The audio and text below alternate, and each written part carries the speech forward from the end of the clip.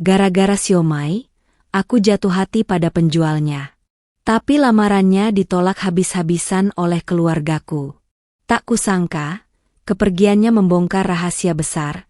Identitas aslinya membuatku syok dan menyesal. Kini ia kembali, siap melamarku lagi. Assalamualaikum warahmatullahi wabarakatuh. Kalian dari mana aja nih? Absen yuk, jangan lupa subscribe. Buat yang sudah subscribe, semoga selalu diberkahi kebaikan dan rezeki yang mengalir. Pukul 11.45. Waktu makan siang adalah waktu paling krusial bagi seorang manajer pemasaran sepertiku. Di antara tumpukan laporan dan target yang mencekik, makan siang seringkali menjadi satu-satunya jeda. Hari itu, perutku bergemuruh meminta perhatian lebih. Pilihan jatuh pada siomay yang sering mangkal di persimpangan jalan menuju kantorku. Bukan karena malas mencari, tapi karena konon katanya siomay di sana memiliki rasa yang tiada duanya. Penjualnya, yang sering kulihat dari jendela mobil, selalu terlihat ramah dan energik. Aku memberanikan diri keluar dari gedung.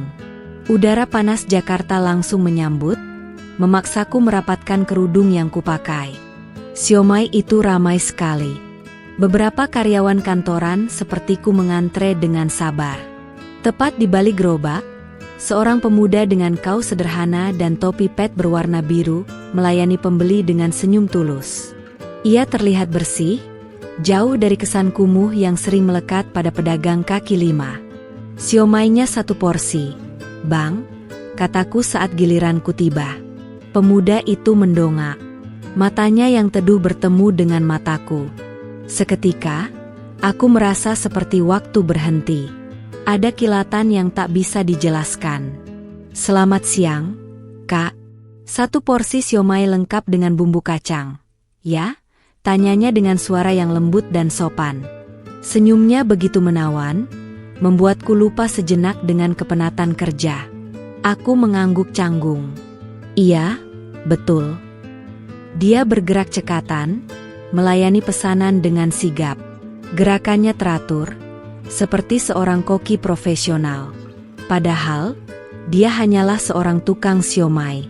Namanya Budi, Kak. Kalau belum kenal, ucapnya tiba-tiba, seolah membaca pikiranku. Dia menyodorkan piring siomay yang mengepulkan asap. Aku tersenyum simpul. Citra. Senang berkenalan, Budi. Sejak hari itu, Budi menjadi rutinitasku yang baru. Setiap hari, tepat sebelum jam makan siang, perutku sudah memintaku untuk turun. Bukan hanya karena siomaynya, tapi juga karena obrolan singkat yang selalu kami tukar. Budi punya wawasan luas. Dia bisa mengomentari berita ekonomi terbaru, memberikan opini tentang film yang sedang tayang, hingga berdiskusi tentang buku-buku yang sedang naik daun. Aku heran, bagaimana bisa seorang tukang siomay memiliki pengetahuan seluas itu? Kadang-kadang, ia memberiku diskon atau sekadar menambah potongan kentang gratis. Biar makin semangat kerjanya, Kak Citra, katanya sambil terkekeh. Aku tahu, itu bukan sekadar bualan. Ada ketulusan yang terpancar dari matanya. Beberapa kali, teman kantorku bertanya, kok lo sering banget ke sana, Cit? Emang seenak itu ya siomaynya? Aku hanya mengangguk dan tersenyum. Bagiku, bukan hanya rasa siomaynya yang membuat ketagihan, tapi juga rasa nyaman yang Budi berikan. Aku mulai membandingkannya dengan pria-pria lain yang pernah mendekatiku.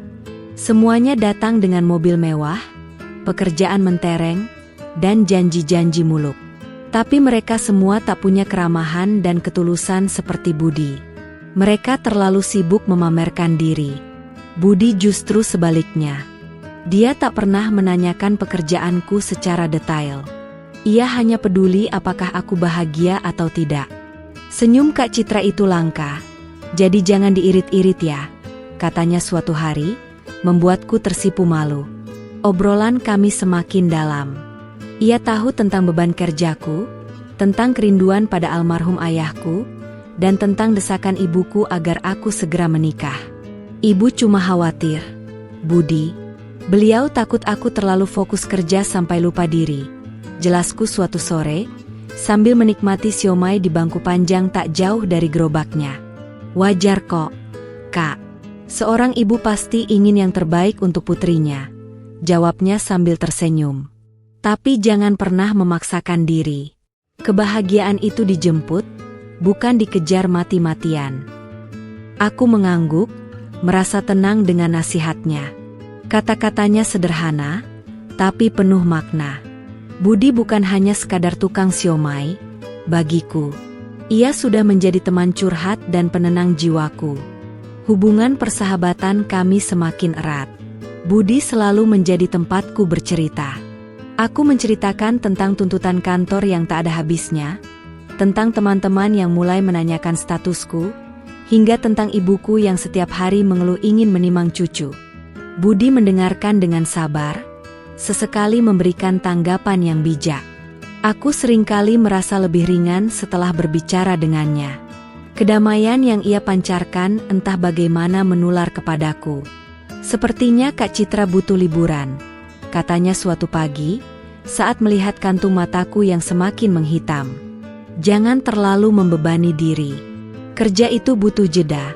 Seperti gerobak saya yang harus istirahat setelah seharian berjalan. Aku tertawa, geli mendengar perumpamaannya. Iya, Budi. Ada benarnya juga. Tapi rasanya pekerjaan ini tidak pernah bisa lepas dari genggaman. Budi tersenyum. Kalau begitu, siomay ini mungkin bisa jadi jeda kecil untuk hari ini. Ia menyodorkan satu porsi siomay ekstra. Aku menerima piring itu dengan senyum tulus. Kami seringkali duduk di bangku taman dekat situ, berbincang-bincang santai sambil menikmati makanan. Budi tidak pernah membahas hal-hal yang rumit. Ia menceritakan tentang keluarganya, tentang mimpinya untuk membuka warung siomay yang lebih besar, dan tentang betapa ia mencintai pekerjaannya. Jualan siomay ini bukan cuma cari uang, Kak, tapi juga bertemu banyak orang, mendengar cerita mereka. Rasanya hidup itu lebih hidup. Aku tertegun. Kata-katanya menyentuh. Selama ini, hidupku hanya tentang target, persaingan, dan angka. Mendengar Budi, aku merasa hidupku kurang berwarna. Ia membuatku menyadari bahwa kebahagiaan sejati seringkali ada dalam hal-hal yang sederhana. Ibuku seringkali menanyakan tentangku dan pekerjaan yang tak ada habisnya. Citra, sampai kapan kamu begini? Ibu ingin lihat kamu menikah, punya keluarga, ucapnya suatu malam. Banyak pria yang mapan kok, kenapa kamu tidak tertarik? Aku hanya bisa menghela napas.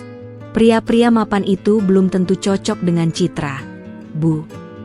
Hatiku sebenarnya sudah berlabuh pada seseorang yang sangat sederhana. Aku tidak yakin apakah perasaanku itu benar atau hanya ilusi. Aku mencoba mengenyahkan pikiran itu, tapi bayangan Budi selalu muncul. Senyumnya, matanya yang teduh, dan suaranya yang lembut. Aku merasa Budi adalah jawaban atas doaku selama ini. Seseorang yang menerima aku apa adanya, bukan karena status atau penghasilanku. Namun, aku tahu, ibuku tidak akan pernah setuju. Beliau memiliki standar yang sangat tinggi. Ayahku dulu adalah seorang dosen, dan ibuku selalu mengukur semua pria dengan standar yang sama.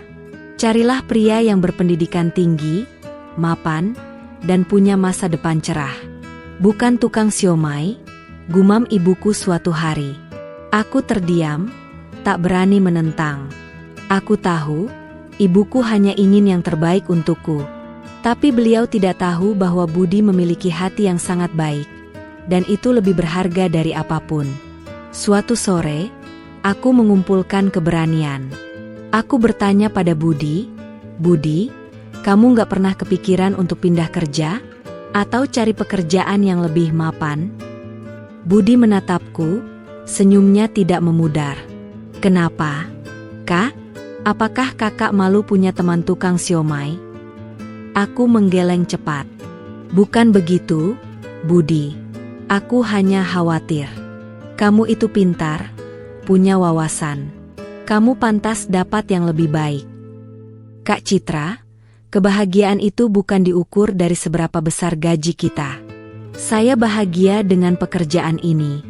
Saya bisa bertemu kakak setiap hari, itu sudah cukup. Jawaban Budi membuat hatiku menghangat. Aku tahu, perasaanku padanya semakin dalam. Aku tidak tahu bagaimana harus menjelaskan ini kepada ibuku. Aku hanya bisa berharap, suatu hari nanti ibuku bisa melihat Budi dengan mata hatinya, bukan dengan mata materi. Beberapa minggu berlalu. Hubunganku dengan Budi semakin dekat. Aku mulai merasakan ada perasaan yang lebih dari sekadar teman. Pikiranku selalu dipenuhi bayangannya. Pagi, siang, dan malam. Saat Budi tak ada di tempatnya, aku merasa ada yang hilang. Hidup terasa hampa dan hambar. Aku tahu, sudah saatnya aku mengakui perasaanku sendiri. Tapi aku takut. Takut akan tanggapan dari ibuku. Suatu sore, saat aku sedang bersiap pulang kantor, ponselku berdering. Ada pesan dari Budi. Kak Citra, apakah besok sore kakak ada di rumah? Ada hal penting yang ingin saya sampaikan. Jantungku berdebar kencang. Ada rasa penasaran bercampur gugup. Aku hanya menjawab, iya, ada. Ada apa, Budi? Nanti juga tahu, balasnya singkat. Aku pulang dengan hati tak menentu. Malam itu, aku tidak bisa tidur. Pikiranku terus-menerus memutar ulang percakapanku dengan Budi. Apa yang akan dia sampaikan? Apakah ini tentang perasaanku? Harapanku melambung tinggi. Aku tahu ini salah, tapi aku tidak bisa mengontrolnya. Keesokan harinya, aku mengambil cuti dadakan dari kantor. Aku ingin memastikan rumah bersih dan rapi. Ibuku heran dengan sikapku. Tumben kamu nggak kerja? Ada apa? Tanyanya curiga. Nggak apa-apa, Bu. Cuma mau istirahat saja, jawabku. Tepat pukul 4 sore, terdengar suara ketukan di pintu. Aku membuka pintu dengan hati berdebar. Di depan pintu, berdiri Budi dengan pakaian rapi. Ia memakai kemeja batik yang terlihat bersih dan setelan celana bahan berwarna gelap. Di sampingnya, berdiri sepasang pria dan wanita parubaya yang terlihat anggun dan berwibawa. Mataku melotot kaget. Selamat sore, Citra, sapa Budi. Ini bapak dan ibu saya. Kedua orang tua Budi tersenyum ramah. Kami datang untuk melamar putri bapak dan ibu, kata ayah Budi, suaranya terdengar lembut namun tegas. Aku syok. Otakku membeku. Budi? Melamar? Aku hanya bisa menatap Budi yang tersenyum padaku. Seolah ia bisa membaca semua kebingungan yang berkecamuk di dalam kepalaku. Ibuku, yang sedari tadi mengintip dari balik pintu, langsung keluar dan berdiri di sampingku. Wajahnya terlihat bingung dan terkejut. Maaf, apakah saya tidak salah dengar? Tanya ibuku. Anda datang untuk melamar anak saya? Betul, Bu. Saya datang untuk melamar Citra, Budi menjawab dengan sopan dan mantap. Suasana menjadi tegang. Aku bisa melihat kekecewaan di mata ibuku. Raut mukanya berubah masam. Melamar dengan apa? Tanyanya dengan nada dingin. Dengan gerobak siomaimu itu? Hatiku mencelos. Aku tidak menyangka ibuku akan sekejam itu. Budi, yang biasanya tenang, tampak sedikit tertunduk. Ayah dan ibunya terlihat terkejut dengan ucapan ibuku. Aku mencoba menyela, Bu, jangan begitu. Diam, Citra. Masuk, perintah ibuku. Ibuku kemudian menatap orang tua Budi. Maaf, tapi kami tidak bisa menerima lamaran ini. Anak saya berpendidikan tinggi, manajer di perusahaan besar. Masa depannya cerah. Ia pantas mendapatkan yang lebih baik dari seorang tukang siomay. Ayah Budi mencoba menjelaskan. Ibu, kami mengerti. Tapi kami yakin putra kami bisa membahagiakan Citra. Namun, ibuku tidak mau mendengar. Beliau memotong pembicaraan. Maaf, permisi. Saya rasa pembicaraan kita sudah selesai. Mari. Ibuku langsung menutup pintu, meninggalkan Budi dan orang tuanya di depan rumah. Aku terdiam, tak bisa berkata-kata. Air mataku mengalir tanpa bisa kutahan. Aku merasa malu, sedih, dan marah pada saat yang sama. Budi, pria yang telah mengisi hatiku dengan kebahagiaan, telah dipermalukan oleh keluargaku. Setelah insiden lamaran yang gagal itu, suasana di rumah terasa sangat berat. Ibuku tidak berhenti mengomel. Citra, kamu itu sudah ibu besarkan dengan susah payah. Ayahmu bahkan rela kerja keras agar kamu bisa sekolah tinggi. Kenapa sekarang kamu malah tertarik sama tukang siomay? Apa kata tetangga? Aku mencoba menjelaskan, tapi tak ada gunanya. Ibuku menutup telinganya rapat-rapat. Cinta itu tidak bisa mengenyangkan perut. Citra, Budi itu siapa? Apa latar belakangnya? Mana ada orang tua yang mau melepas putrinya dengan pria yang tidak jelas asal-usulnya? Hatiku sakit mendengar setiap kata-kata yang keluar dari mulut ibuku. Aku tahu beliau mengatakannya karena sayang, tapi caranya sungguh menyakitkan. Aku merasa tidak dihargai. Begitu pula dengan perasaan Budi. Aku tidak bisa berhenti membayangkan betapa malunya ia dan kedua orang tuanya saat itu. Keesokan harinya, aku kembali ke kantor. Aku mencoba menghubungi Budi, tapi ponselnya tidak aktif. Aku mengirimkan pesan, meminta maaf atas sikap ibuku, tapi pesanku tidak berbalas. Ada rasa cemas yang tak terkira di dadaku. Apakah Budi marah? Apakah ia merasa sangat terluka? Waktu makan siang tiba. Aku memberanikan diri berjalan ke persimpangan jalan tempat Budi biasa mangkal. Namun, gerobak siomaynya tidak ada di sana. Aku bertanya pada penjual nasi goreng di sebelahnya. Pak, Budi kemana ya? Oh, si Budi ya? Sudah beberapa hari ini dia nggak jualan lagi, Mbak. Katanya mau pulang kampung. Kasihan ya, padahal jualannya laris. Hatiku hancur berkeping-keping. Budi pergi, tanpa mengucapkan sepatah kata pun. Ia menghilang. Aku mencoba menahan air mata yang mendesak keluar. Aku berjalan kembali ke kantor dengan langkah gontai. Piring-piring di kantin terasa hambar, perutku menolak untuk makan. Beberapa hari kemudian, aku mencoba untuk melanjutkan hidupku seperti biasa. Aku fokus pada pekerjaan. Namun, semua terasa berbeda. Jalur pulang yang biasanya kulalui selalu terasa sepi. Siomay yang dulu menjadi favoritku kini tidak lagi menggiurkan. Senyum dan sapaan Budi selalu terbayang. Setiap malam, aku hanya bisa menangis dalam diam. Menyesal. Seandainya aku bisa melawan ibuku. Seandainya aku bisa lebih berani. Aku merasa gagal. Gagal mempertahankan orang yang kucintai, dan gagal meyakinkan ibuku. Teman-temanku di kantor menyadari perubahanku. Citra, lo kenapa? Nggak kayak biasanya, tanya Rina, temanku. Aku hanya bisa tersenyum masam dan mengatakan tidak ada apa-apa. Ibuku masih terus berusaha mencarikanku jodoh. Beberapa kali beliau mengenalkan aku dengan putra teman-temannya yang mapan dan berpendidikan. Mereka datang ke rumah, membawa bingkisan mahal, dan menceritakan prestasi mereka. Namun, di mataku, mereka semua terlihat sama. Terlalu formal, terlalu kaku. Mereka hanya berbicara tentang pekerjaan dan harta, tidak ada yang bisa membuat hatiku berdebar seperti Budi. Aku rindu. Rindu akan kesederhanaan Budi, rindu akan suaranya yang lembut, rindu akan cara ia memandangku, dan rindu akan siomay buatannya. Aku bahkan tidak tahu di mana kampung halamannya. Aku merasa sangat bodoh dan tak berdaya. Hanya ada satu hal yang bisa kulakukan. Aku hanya bisa berdoa. Berdoa agar Budi baik-baik saja dimanapun ia berada. Berdoa agar suatu saat nanti, kami bisa dipertemukan lagi. Aku tidak tahu apakah doaku akan terkabul. Tapi setidaknya, ini satu-satunya hal yang bisa kulakukan untuk mengobati kerinduan dan penyesalan ini.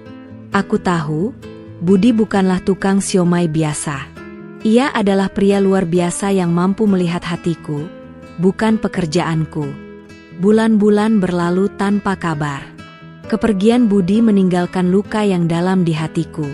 Aku mencoba menyibukkan diri dengan pekerjaan, tapi bayangannya tetap hadir. Setiap kali aku melewati persimpangan itu, aku selalu berharap melihat gerobak siomaynya kembali. Tapi yang ada hanyalah gerobak lain, dengan aroma yang berbeda, dan senyum yang tak sama. Citra, ada laki-laki yang mau kenalan sama kamu. Dia anak temen ibu, dosen juga. Loh, kata ibuku suatu sore, nada suaranya penuh harap. Aku hanya mengangguk lemas. Aku sudah lelah menolak, lelah menjelaskan. Ibuku tidak akan mengerti perasaanku. Pria-pria yang ia kenalkan semua sempurna di mata masyarakat. Berpendidikan tinggi, punya pekerjaan tetap, mobil mewah, dan rumah besar. Tapi bagi hatiku, mereka semua terasa hambar. Mereka tidak memiliki kehangatan, ketulusan, dan kesederhanaan budi. Suatu hari, aku mencoba duduk di kafe dekat kantor, di mana aku sering berbincang dengan Budi. Aku memesan es teh dan hanya duduk termangu. Aku melihat orang-orang yang lalu lalang. Ada yang terlihat bahagia, ada yang terlihat sibuk, ada yang terlihat cemas. Aku bertanya-tanya, apakah mereka juga memiliki masalah yang sama sepertiku? Masalah yang tak bisa dijelaskan kepada siapapun? Kamu menyesal, Citra, bisik hatiku. Kamu membiarkan kebahagiaanmu pergi hanya karena omongan orang. Air mataku menetes. Aku merasa sangat bodoh. Aku seharusnya tidak membiarkan ibuku menghina Budi seperti itu. Aku seharusnya membela Budi, melawan mereka. Tapi aku terlalu takut. Aku terlalu takut untuk melawan ibuku. Aku terlalu takut untuk mengakui bahwa aku jatuh cinta pada seorang tukang siomay. Tapi aku tidak bisa menyalahkan ibuku sepenuhnya. Ibuku hanya ingin yang terbaik untukku. Beliau hanya tidak mengerti bahwa kebahagiaan tidak bisa diukur dari seberapa banyak uang yang kita punya. Kebahagiaan itu ada di dalam hati. Dan hatiku sudah memilih Budi. Aku mencoba mencari tahu tentang Budi. Mengapa ia pergi begitu saja? Apakah ia benar-benar hanya tukang siomay biasa?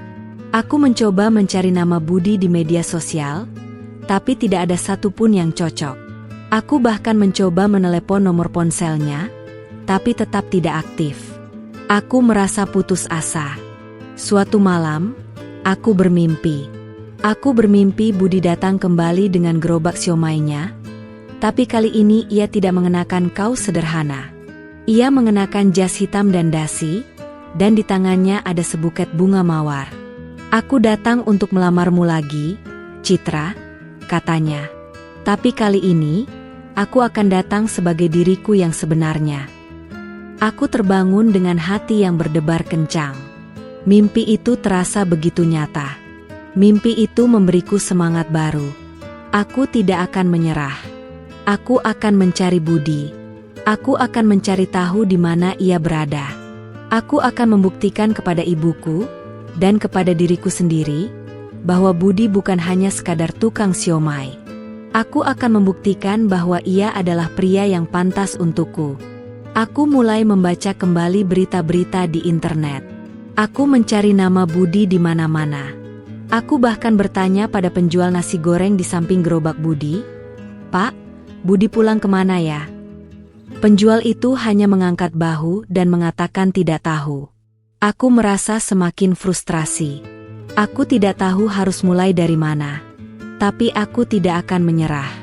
Aku akan mencari Budi. Aku akan mencari Budi sampai aku menemukannya.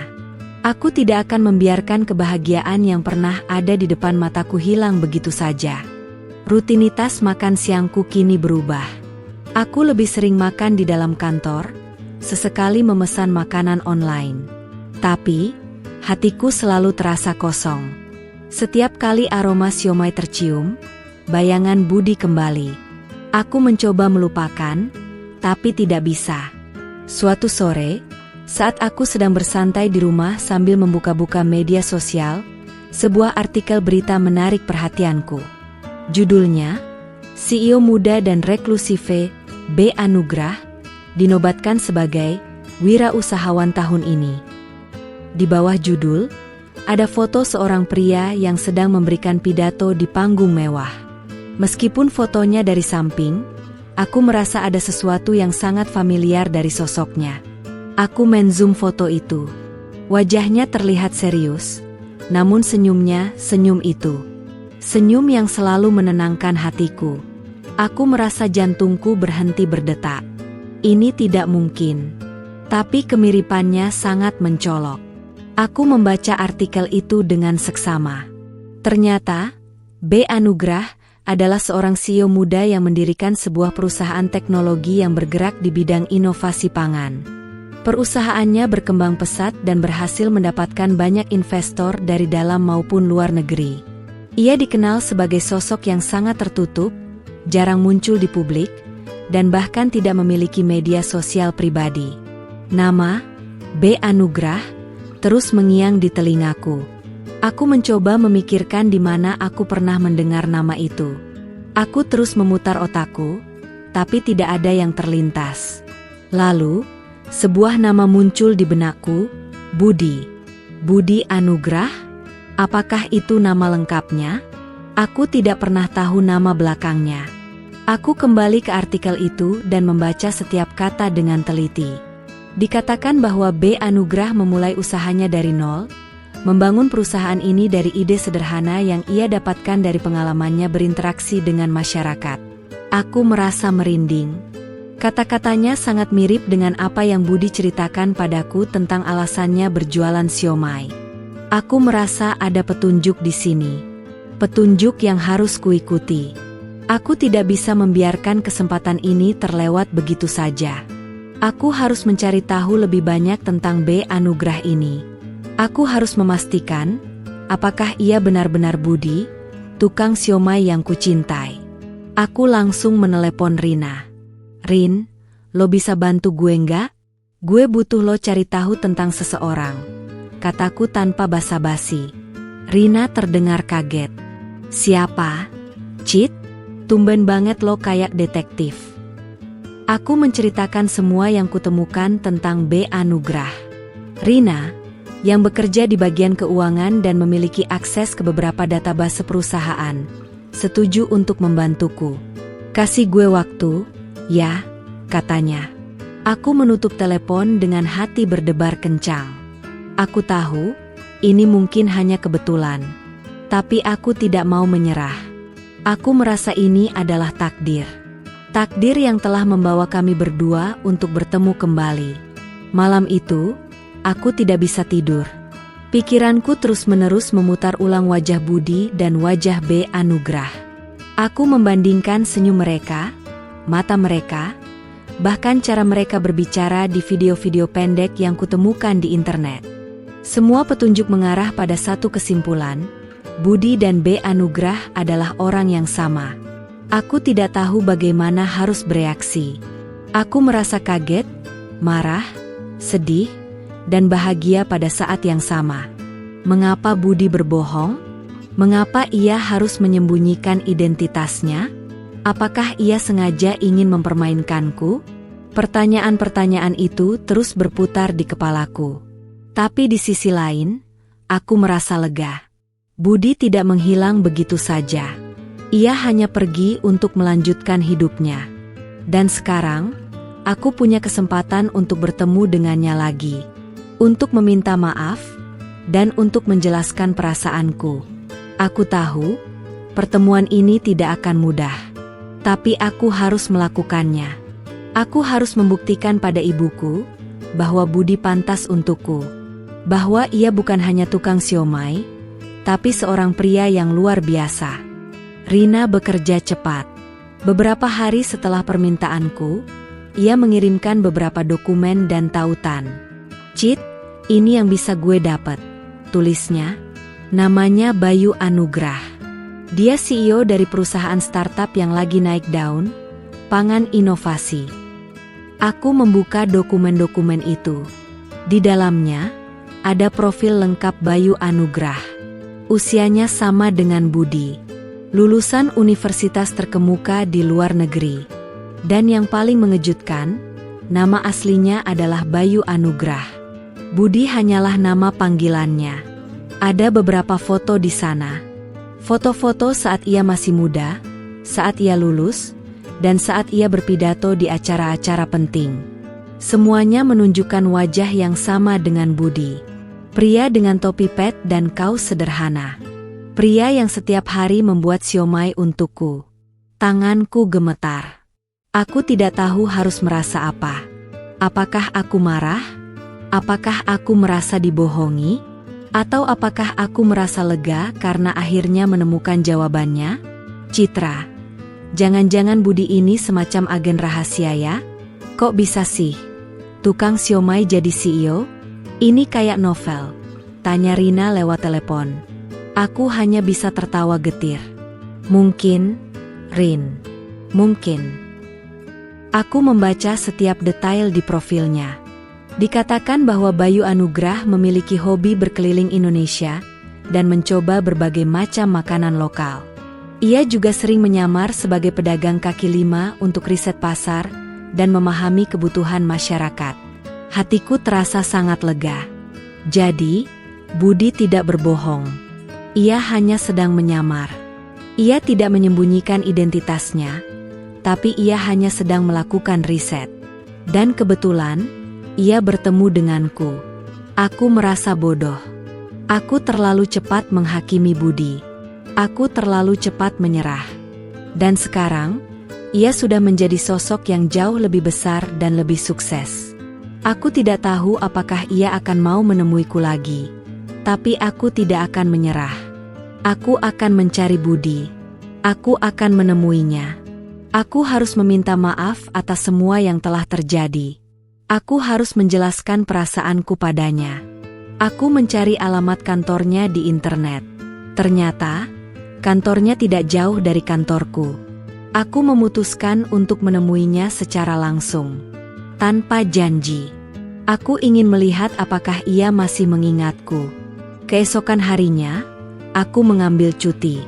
Aku mengenakan pakaian terbaikku, merapikan hijabku, dan pergi ke alamat kantornya. Gedung itu sangat besar, dengan logo Pangan Inovasi yang terukir di depannya. Aku merasa sangat kecil di depan gedung yang megah ini. Aku berjalan masuk. Resepsionis menyambutku dengan senyum ramah. Ada yang bisa saya bantu, Bu? Tanyanya. Saya ingin bertemu dengan Bapak Bayu Anugrah, kataku. Resepsionis itu mengerutkan dahinya.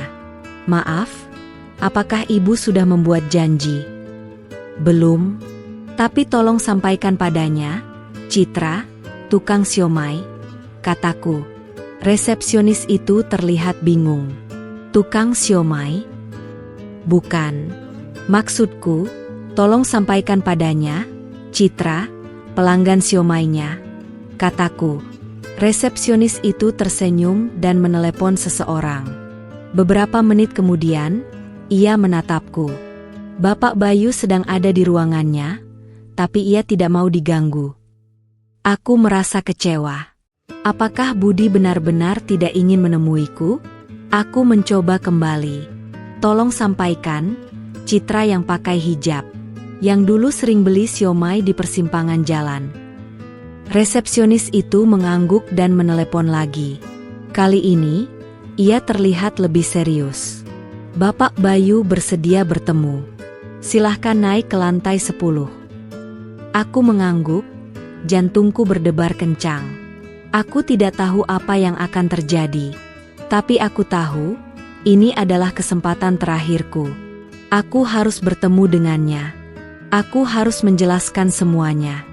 Aku harus meminta maaf. Aku memasuki lift dengan hati yang tak karuan. Angka-angka di lift terasa bergerak begitu lambat.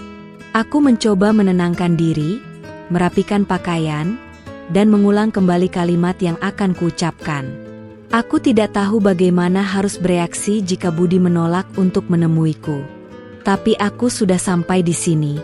Tidak ada jalan kembali. Lift berdenting, dan pintu terbuka di lantai 10. Di depanku, terbentang pemandangan kantor yang sangat modern dan elegan. Dinding kaca, meja-meja minimalis, dan orang-orang yang sibuk bekerja di depan layar komputer. Semuanya terasa sangat berbeda dari gerobak siomainya. Seorang asisten pribadi menghampiriku. "Mari, Ibu Citra. Bapak Bayu sudah menunggu di ruangannya," katanya dengan ramah. Aku mengikutinya dengan langkah ragu. Di sepanjang jalan, aku melihat poster-poster dan foto-foto produk perusahaan pangan inovasi. Semuanya terlihat sangat profesional dan futuristik. Aku tidak bisa membayangkan bahwa semua ini dimulai dari ide sederhana seorang tukang siomay. Kami berhenti di depan sebuah pintu kayu besar. Asisten itu mengetuknya. "Masuk," terdengar suara dari dalam. Pintu terbuka. Ruangan itu sangat luas. Meja kerja yang besar, sofa-sofa mewah, dan jendela yang menunjukkan pemandangan kota Jakarta. Dan di balik meja itu, duduklah seorang pria. Ia mengenakan kemeja putih yang rapi, dengan lengan baju digulung, dan ia terlihat sangat tampan. Ia menatapku dengan mata yang teduh. Matanya sama persis dengan mata Budi. Ia tersenyum. Senyum yang dulu sering kulihat saat ia sedang melayaniku di gerobak siomainya. "Halo, Citra," sapanya. "Lama tidak bertemu." Suara itu tidak pernah berubah. Aku merasa air mataku mengalir. Aku tidak tahu harus berkata apa.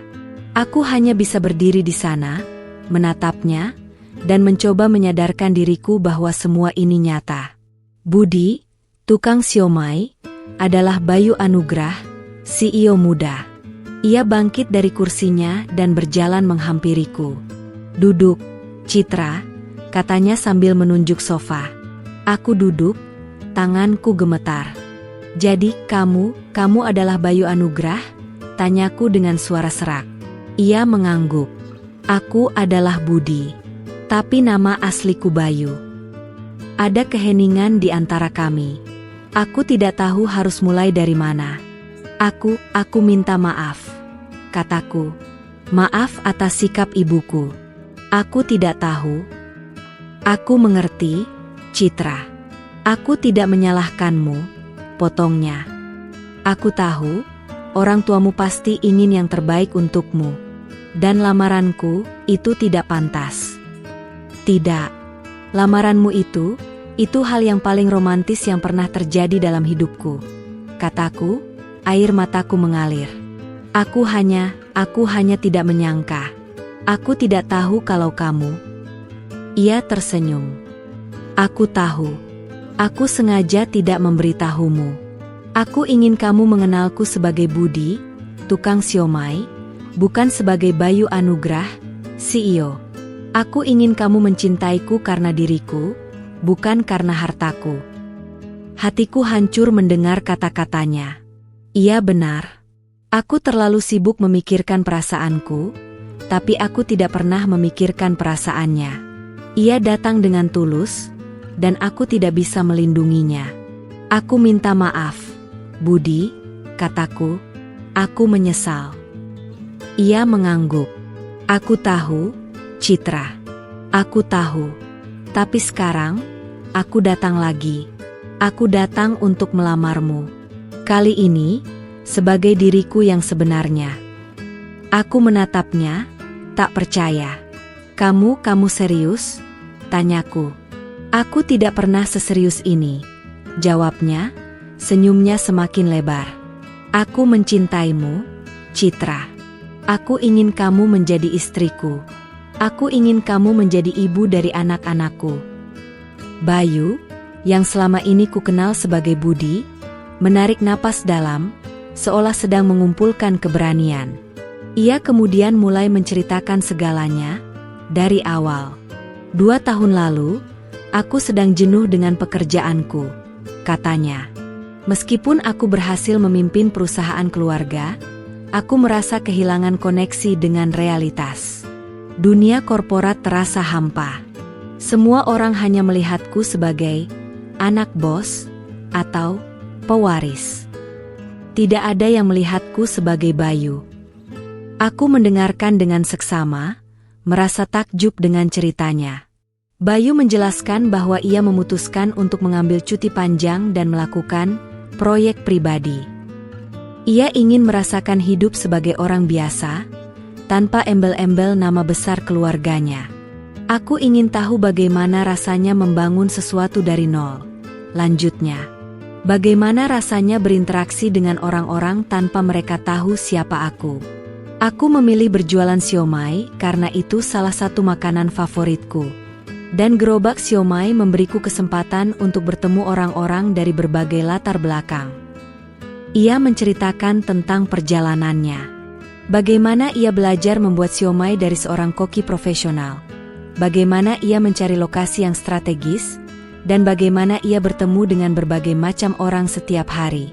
Ia menceritakan tentang penjual nasi goreng di sebelahnya, tentang ibu-ibu yang sering mengobrol dengannya, dan tentang karyawan-karyawan kantoran sepertiku. Dan kemudian, aku bertemu denganmu, Citra, katanya, matanya menatapku lekat. Kamu berbeda. Kamu tidak pernah memandangku rendah.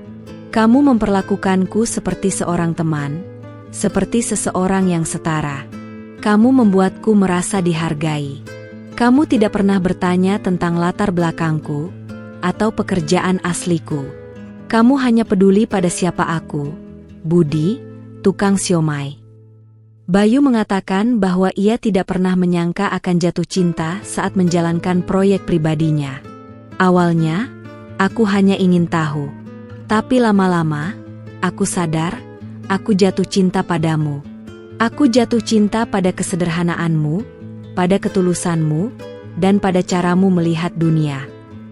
Lamaran itu benar-benar tulus. Citra, katanya.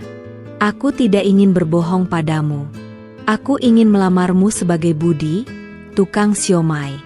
Aku ingin kamu dan keluargamu menerima aku apa adanya, tanpa harus tahu siapa aku sebenarnya. Tapi, mengapa kamu tidak berjuang?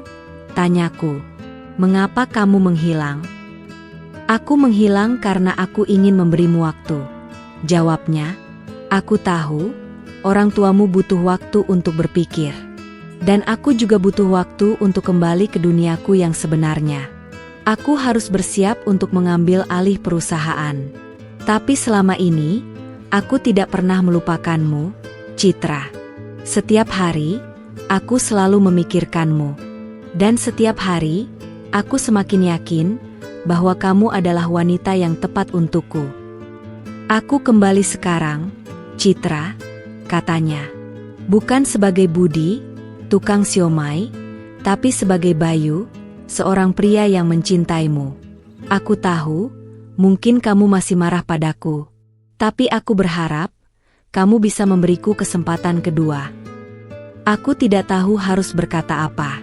Hati dan pikiranku berkecamuk. Marah? Tentu. Tapi rasa cinta dan kerinduan itu jauh lebih besar. Budi, atau Bayu, tidak berbohong. Ia hanya sedang melindungi hatinya. Ia ingin melihat apakah cinta ini tulus. Dan sekarang, aku tahu, cinta ini tulus. Aku tersenyum. Tentu, aku akan memberimu kesempatan kedua. 1 minggu kemudian, Bayu kembali datang ke rumah.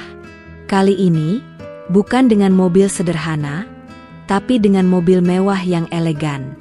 Ia tidak datang sendirian. Ia datang bersama kedua orang tuanya yang dulu pernah datang untuk melamarku. Ibuku membuka pintu dan wajahnya langsung memucat. Ia menatap Bayu yang kini mengenakan jas mahal, terlihat sangat berwibawa. Ibuku tidak mengenalnya, atau mungkin ia mengenalnya, tapi tidak bisa menghubungkannya dengan Budi, tukang siomay yang pernah ia hina. Selamat sore, Ibu, sapa Bayu. Saya Bayu Anugrah. Dulu, saya pernah datang ke sini dengan nama Budi. Ibuku syok. Ia menatap Bayu, lalu menatapku, dan kemudian menatap kedua orang tuanya. Raut wajahnya penuh kebingungan. Ibu, Ini Budi, kataku, tukang siomay yang dulu pernah datang ke sini. Ibuku terdiam, seolah tidak percaya. Ayah Bayu maju ke depan. Maaf, Ibu. Dulu, kami datang sebagai keluarga sederhana. Kami sengaja menyembunyikan identitas putra kami. Kami ingin tahu, apakah cinta itu tulus, atau hanya karena harta. Ayah Bayu kemudian menjelaskan segalanya. Ia menceritakan tentang proyek Bayu, tentang perusahaannya, dan tentang betapa ia mencintaiku. Ibuku mendengarkan dengan seksama, wajahnya yang tadi masam kini berubah menjadi haru. Saya minta maaf, Bapak, Ibu, kata ibuku, saya tidak tahu. Saya pikir. Tidak apa-apa, Ibu, potong Bayu. Saya mengerti. Sekarang, saya datang lagi. Tapi kali ini, saya datang sebagai diri saya yang sebenarnya. Saya datang untuk melamar putri Ibu, Citra. Ibuku menatapku. Matanya berkaca-kaca. Ia mengangguk. Tentu, Nak, tentu. Kami terima lamaranmu. Suasana haru dan gembira memenuhi ruang tamu. Aku tidak bisa menahan air mata bahagia. Akhirnya, setelah semua yang kami lalui, kami bisa bersatu. Beberapa bulan kemudian, aku dan Bayu menikah. Pernikahan kami sederhana, tapi penuh makna. Keluarga kami sangat mendukung. Ibuku bahkan seringkali bercanda, siapa sangka, menantuku seorang CEO? Tapi jangan sampai lupa ya, kalau kamu dulu tukang siomay, katanya sambil tertawa. Hidupku kini dipenuhi dengan kebahagiaan. Aku masih bekerja di kantor, tapi kini aku tidak lagi merasa tertekan. Bayu mengajarku bahwa kebahagiaan itu ada di dalam hati. Bahwa uang bukanlah segalanya. Suatu hari, aku bertanya pada Bayu, kenapa kamu tidak melamarku sebagai CEO sejak awal? Bayu tersenyum. Aku ingin kamu mencintaiku sebagai Budi, Citra. Bukan sebagai Bayu. Aku ingin kamu mencintaiku karena diriku. Bukan karena gelarku.